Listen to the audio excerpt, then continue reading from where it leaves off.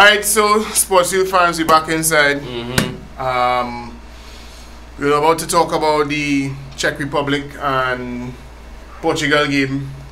Why are we talking about it? Because we have to. It's the game that played today. It's a Euro Cup game, and as a a show that's talk about sports and whatever. But as Skeeto said before we went to the break, there ain't really much to talk about. The only thing I can safely say about the game, that game in particular, is that the teams that get to the final, the team that gets to the final had a tough task. When I say, by saying that, I mean Portugal made it to the semi-final. The team that would make it to the semi-final to face Portugal is either Spain or France. And in order to make it to the final, yeah, I mean, is a tough call. But yeah, Portugal. I mean, the defensive structure is pretty impressive. For a minute, they look like Real Madrid today, and by saying Real Madrid, I mean the way they break in on the counter attack. Yeah, the way they break on the counter attack. I mean, Pepe commanding the defense in terms of going in on tackles, and not while like on a normal. The Pepe the animal. Yeah, not Pepe the animal. But you feel the main reason why I don't want to get all excited about Portugal is that I don't feel they were tested today, and I don't feel they were really tested by the Dutch either, because the Dutch didn't come out to play any football. That was a run over game. Now people might say, but Jude, they look good because they were that good. That's why Holland didn't play because Portugal were that good. Okay, that could be true. I just don't believe that. I don't believe that the Dutch came out and gave them a run for their money, and just like today, the Czech Republic came out and played no real football. They came out, they set out the stall to defend, and they didn't break the monotony. They didn't give Portugal anything to think about on defense, so it encouraged the wing backs to just keep coming for country. I was like a forward today. He was like, because there was nothing for him to deal with, because this Selassie dude, the Selassie dude was running up and down by himself. I mean, I'll be honest with you, Sportsfield fans. I watched probably about half an hour of that game in total from both halves. Right? It's really all I could have. You think it misses the goal? I didn't see the goal. I saw that on my phone when I was checking the results.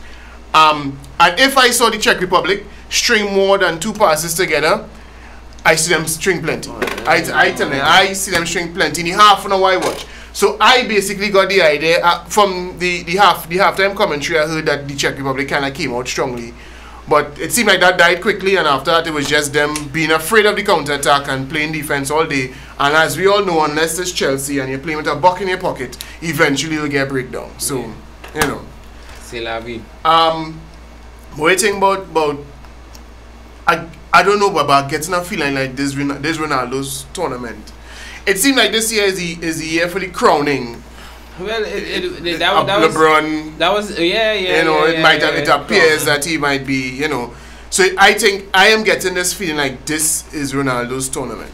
Now, if you notice, for the past 3 to 4 years, the Ballon d'Or, the World FIFA Player of the Year, goes to Messi, and the 3 nominees is Messi, Xavi, Iniesta.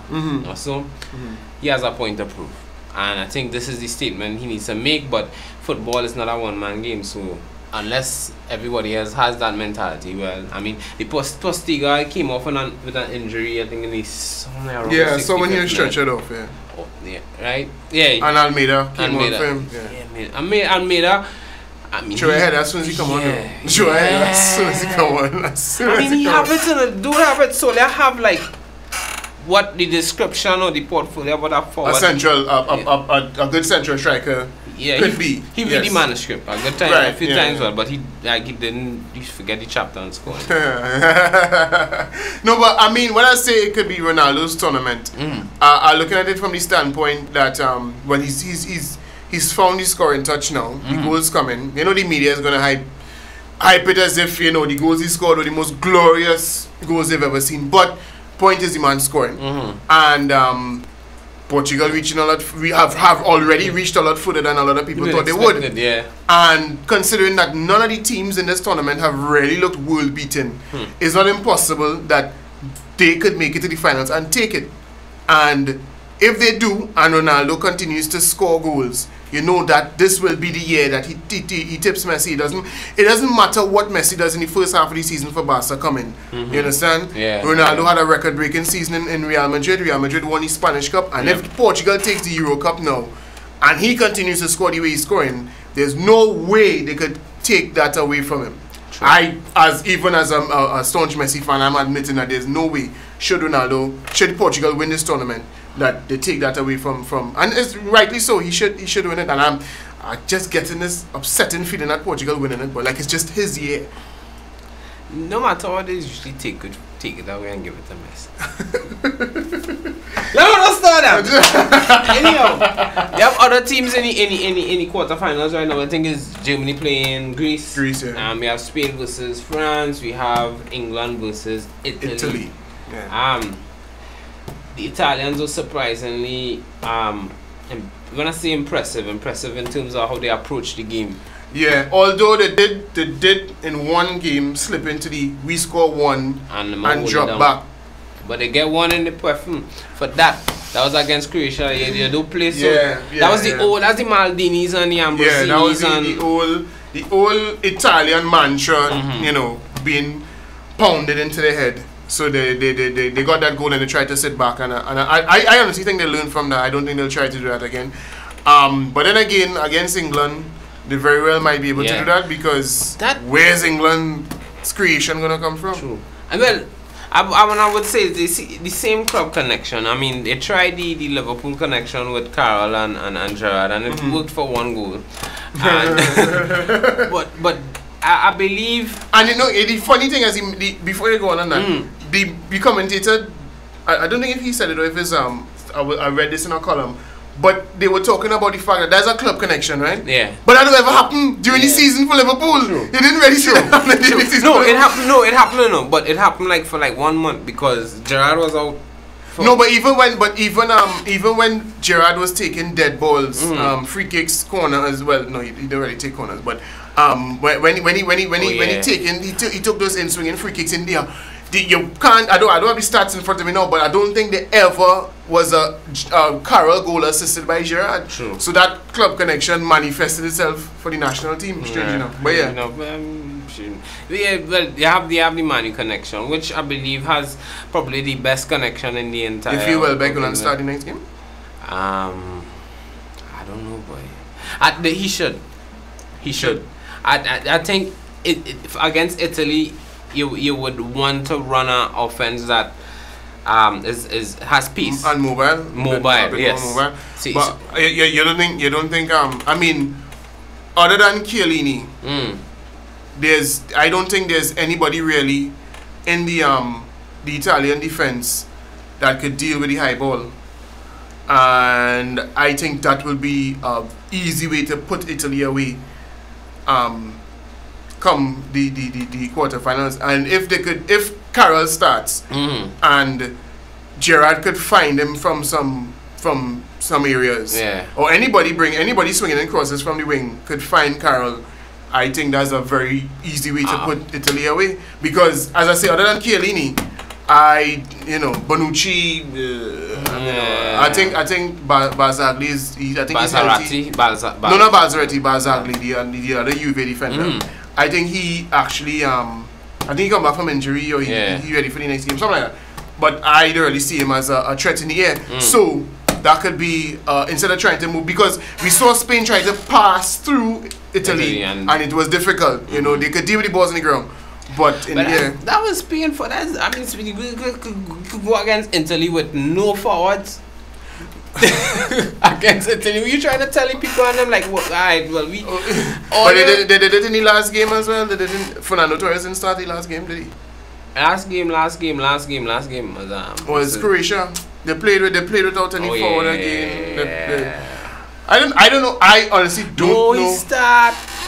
He started last game. Yeah, he started. Alright, well, we'll look that up. El Nino, yeah. Yeah, we look that up, Sportsfield fans. But I don't know what Del Bosque tried or was trying to do with that formation in the first game. But as we talk about Spain now, what do you think about Spain France?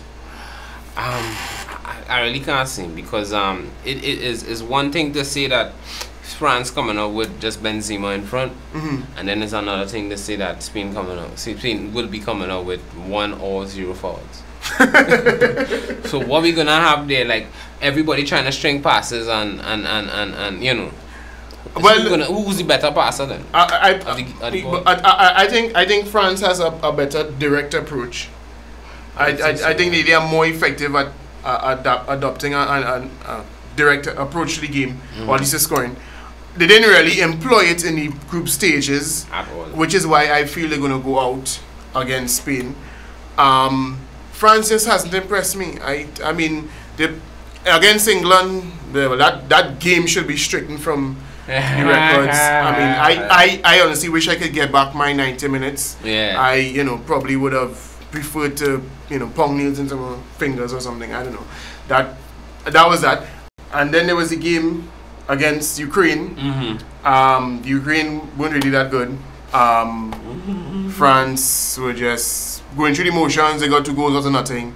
And then it was the game against Sweden and the pop down. Yeah. So I would say that France really hasn't impressed me so far, and they haven't been able to show me that they can effectively employ that quick counter attack and that direct style to break down Spain.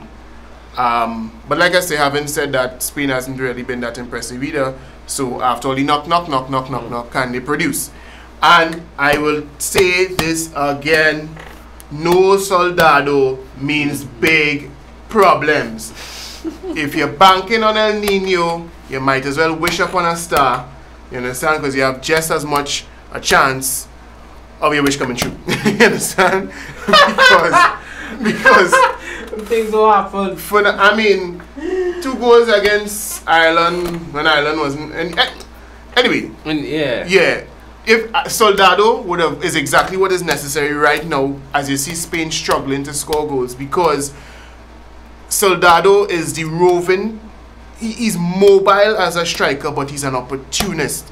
And when all the knock and the tiki taka and the, when that's not working, you need a goal. So, all right. Any other game, any other matchup you want to break down, or do you want to go to the break one time? I go to the break one time. Let the matchups handle for themselves, and you'll come back and you'll see us in what the semis. We'll be going semis. Yeah. Semis, If the quarterfinals are that interesting, we might come back. Now, for sure, we'll be back to talk about the semis. Taking a break. Yeah, when we come back, we need to talk about back local. The Caribbean Club Championship. The Caribbean Club Championship being played not very far from here. Right on the road. So come back. Yeah, please.